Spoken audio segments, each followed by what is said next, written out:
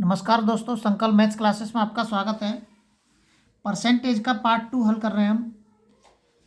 एक चुनाव में दो उम्मीदवार थे। एक उम्मीदवार को 38% मत मिले और वह 7200 मतों से पराजित हो गया। वैध मतों की कुल संख्या कितनी थी? यहाँ पे दो उम्मीदवार हैं, एक मैंने ए मान लेता हूँ और दूसरे को बी मान लेता हूँ। तो ये ए उम्मीदवार है, इसको 38% वोट मिले हैं। जब इसको 38% मिले हैं तो इसको कितने मिले होंगे? 62%। ये वाला जो उम्मीदवार है ये 7200 मतों से हार गया है। अगर मुझे इन दोनों को बराबर करना हो तो मैं इनको बराबर कैसे करूँगा? ये 7200 मतों से हारा है तो मैं इसमें 7200 जोड़ूंगा, और ये वाला जो दूसरा कैंडिडेट है इसके अंदर जितने मतों से जीता है उन मतों की संख्या न दे के इसमें परसेंटेज जुड़ी हुई है, उस परसेंटेज को इसमें से मैं कम कर दूंगा तो ये दोनों बराबर हो जाएंगे। अब ये देखिए दोनों के अंदर अंतर क्या है दोनों के बीच में, कि 12 में से 8 घटाऊंगा मैं 4 बचेंगे, 5 में से 3 घटाऊंगा 2 बचेंगे। 24% का अंतर है।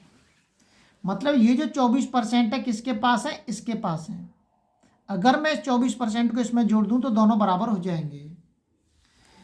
तो ये जो 24% है, ये जो कैंडिडेट है ए, ये 24% मतों से हार गया है। अगर इन ये वाले जो 24% हैं ये कितने के बराबर है? 72% के, 7200 मतों के बराबर हैं। और ये जो 24% है मैं इसको ऐसे भी लिख सकता हूँ, मैंने कुल मत x मान लिए तो कुल मतों का 24%, मैं इसको ऐसे भी लिख सकता हूँ। मैंने मान लिया कि कुल मत x हैं तो कुल मतों का 24% बराबर के कितने के? 7200 के। आप इसकी कैलकुलेशन कर देंगे आपको इसका आंसर मिल जाएगा। 24 से ये कट जाएगा 3 बार, 24 तिया 72। 100 का इसमें गुणा कर देंगे आप तो ये हो जाएगा 30,000। तो जो कुल मत थे हमारे कितने थे? 30,000 थे हमारे टोटल मत। अगला सवाल देखते हैं। अगला जो सवाल दे रखा है, यदि दिया है कि ए की आय का 10% बराबर बी की आय का 15% बराबर सी की आय का 20% है, यदि उनकी आय का कुल योग 7800 रुपये है तो बी की आय क्या होगी? तीनों की आय का योग दे रखा है उसने 7800 रुपये। इनमें से अगर मुझे अलग अलग सबकी आय निकालनी है तो मुझे इन तीनों का सबसे पहले अनुपात पता होना चाहिए। अगर मुझे अनुपात नहीं पता है तो मैं इनको अलग अलग नहीं कर सकता हूँ। तो मैं इनका अनुपात कैसे निकालूंगा? देखिए ए की आय का, ए का कितना है? 10% बराबर है बी का 15% और ये बराबर है सी का 20%। ये दे रखा है उसने।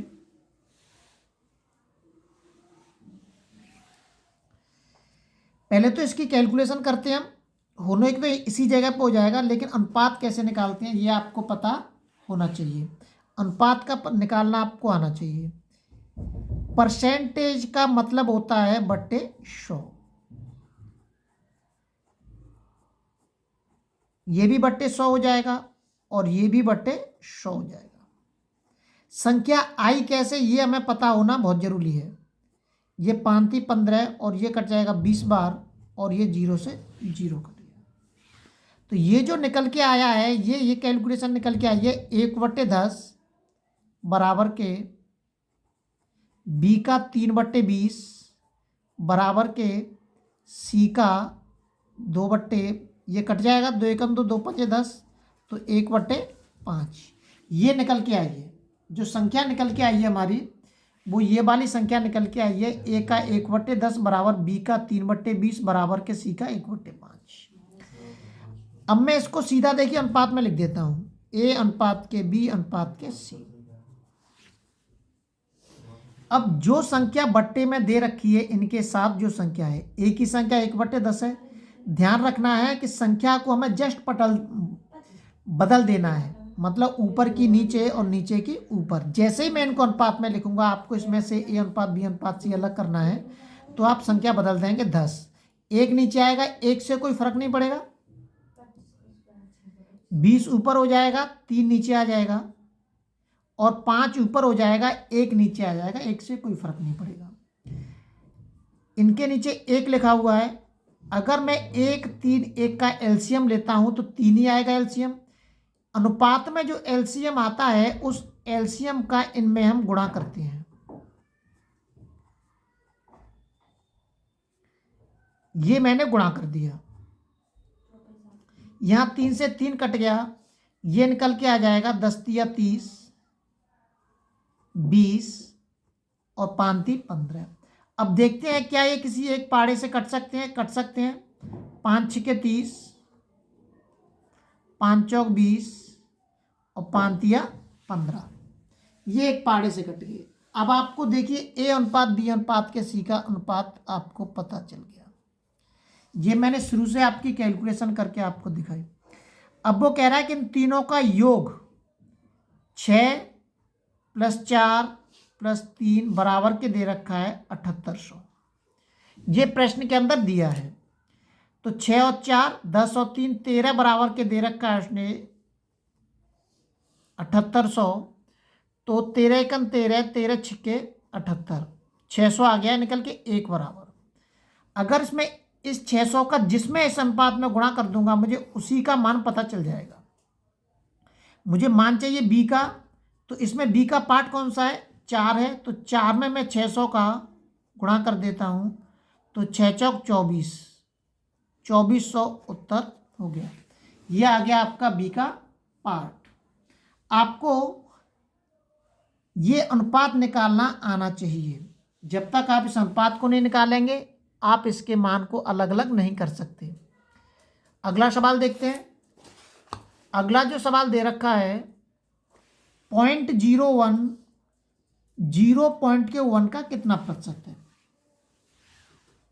इसमें जो हम कंफ्यूजिंग होते हैं, केवल ये कंफ्यूजिंग होते हैं कि हम कौन सी संख्या को कहाँ पे रखें। देखिए कितना का मतलब तो हो गया प्रश्नवाचक चिन्ह पूछ रहा है, और इसका मतलब हो गया परसेंटेज। ये तो हो गया कितना का मतलब क्या हो गया, इसका मतलब हो गया हमारा प्रश्नवाचक चिन्ह। अगर मैं इस प्रश्नवाचक चिन्ह की जगह पे x मान लूँ तो कोई दिक्कत नहीं है। और ये जो का है, का मतलब हो गया गुणा कर दीजिए। 0.01 बराबर है 0.1, का मतलब गुणा हो गया। इस कितना प्रश्नवाचक चिन्ह की जगह मैंने x माना है, और यह आ गया परसेंटेज। जैसे ही हम इसकी कैलकुलेशन कर देंगे, उत्तर आपको मिल जाएगा। 0.01 बराबर के 0.1 इंटू के x बट्टे 100। इस 0.1 का एक जीरो नीचे बढ़ा देता हूं मैं, तो x का फिर ऊपर 1 बचेगा, 1 से कोई फर्क नहीं पड़ेगा, नीचे 3 जीरो हो जाएंगे। अब इसका आप इसके अंदर गुणा कर दीजिए, तो x का 1 में करूँगा 1 ही आएगा, इसका इसमें करूँगा 0.01 गुणा के 1000। जैसे ही मैं इसमें गुणा करूँगा, तो ये 1 का गुणा करूँगा, इस 1 का गुणा करूँगा मैं इसमें, तो 1000 ही आएगा। लेकिन इसमें 2 अंक के बाद पॉइंट है, मैं 2 अंक के बाद पॉइंट लगा दूंगा यहाँ पे। जैसे ही पॉइंट लगाऊंगा तो इन जीरो का कोई मतलब नहीं है, x बराबर की कितना आ जाएगा 10 आ जाएगा। अगला सवाल देखते हैं। अगला जो सवाल दे रखा है कि 65 ग्राम 2 किलोग्राम के कितने प्रतिशत के बराबर है? ये भी ऐसे ही होगा। 65 ग्राम बराबर है 2 किलोग्राम को मैं ग्राम में बदल देता हूँ, सीधा 1000 का गुणा कर देता हूँ। मैंने 2 में सीधा 1000 का गुणा कर दिया है। कितने प्रतिशत का मतलब x, और प्रतिशत का मतलब परसेंटेज लगा दिया मैंने। इसकी आप कैलकुलेशन कर देंगे, हमें इसका उत्तर पता चल जाएगा। 2 जीरो से 2 जीरो कट गया, इस 20 का इसके अंदर भाग दे देंगे। x बराबर क्या आ गया 65/20। इसको काट दीजिए, 5 एकन 5, 5 तिया 15 बट्टे 5 चौक 20, x बराबर के 13/4 उत्तर हो गया। अगर पॉइंट में दे रखा हो तो इसका आप इसमें भाग दे सकते हैं। ऐसे छोटे छोटे सवाल बहुत आते हैं, लेकिन हम इनमें कन्फ्यूजन हो जाते हैं कि हम इनको कैसे करें। कितने का मतलब होता है प्रश्नवाचक चिन्ह पूछ रहा है वो कितने प्रतिशत, और प्रतिशत का मतलब क्या होता है परसेंटेज, का मतलब क्या होता है गुणा का निशान लगाना है। बस हो गया सवाल। अगला सवाल दे रखा है नीचे कि 1 घंटा 45 मिनट की समय अवधि एक दिन का कितना प्रतिशत है। 1 घंटा 45 मिनट, 1 घंटा 45 मिनट बराबर है किसके, एक दिन। एक दिन का मतलब कितना हो गया 24 घंटे, का मतलब गुणा हो गया, कितना का मतलब मैंने एक्स मान लिया, प्रतिशत का मतलब परसेंटेज हो गया। आप इसकी कैलकुलेशन कर दीजिए, सवाल हल हो जाएगा। अब इसकी कैलकुलेशन करने में ही परेशानी हो सकती है हमें, या तो आप इन सबको मिनट में कन्वर्ट कर दीजिए उसके बाद कैलकुलेशन करिए, या सबको घंटे में कन्वर्ट कर दीजिए उसके बाद कैलकुलेशन करिए। अगर मैं इसको घंटे में कन्वर्ट करूंगा तो ये हो जाएगा 1 इंटू के, ये आ जाएगा 45/60, ये घंटे में कन्वर्ट कर दिया मैंने अब, और ये घंटे में ऑलरेडी पहले से है ही, ये कट जाएगा, 15×3 = 45 और 15×4 = 60, 24 इंटू के एक्स, 4×1 = 4 और 3 = 7, 7/4 बराबर के 24 इंटू के एक्स, एक्स बराबर के हो जाएगा 7/4/24, एक्स बराबर के 4 नीचे आ जाएगा इस जगह पे, 4 का इसके अंदर गुणा कर दीजिए, 4×4 = 16, 4×2 = 8 और 1 = 9, एक्स बराबर के ये आपका उत्तर आ गया। ये नीचे आ जाएगा, इसका आप जैसे भाग देंगे इसमें वही आपका उत्तर होगा। और या फिर अगर आप इसको मिनट में कन्वर्ट करेंगे तो मिनट में भी कन्वर्ट करके सवाल हल आप कर सकते हैं। 1 घंटे का मतलब 60 होता है, 60 मिनट, 60 और 40 कितने हो गए 100, 105, ये हो गया 105 मिनट बराबर के 24 घंटे में, 24 में आप 60 का गुणा कर दीजिए, 6×4 = 24, 6×2 = 12, 13×14 इंटू के एक्स का परसेंटेज आएगा ये, इसका आप सीधा इसमें भाग दे दीजिए, उत्तर आ जाएगा आपका 1440 इंटू के x/100, 0 से 0 कट जाएगा, ये 2 से और कट जाएगा, 2×5 = 10, 2×7 = 14, 2×2 = 4, 5 का इसमें गुणा कर दीजिए, ये आ जाएगा 105 = के 72 इंटू के x/5, 5 का इसके अंदर गुणा करिए, 5×5 = 25 और 5×1 = 5,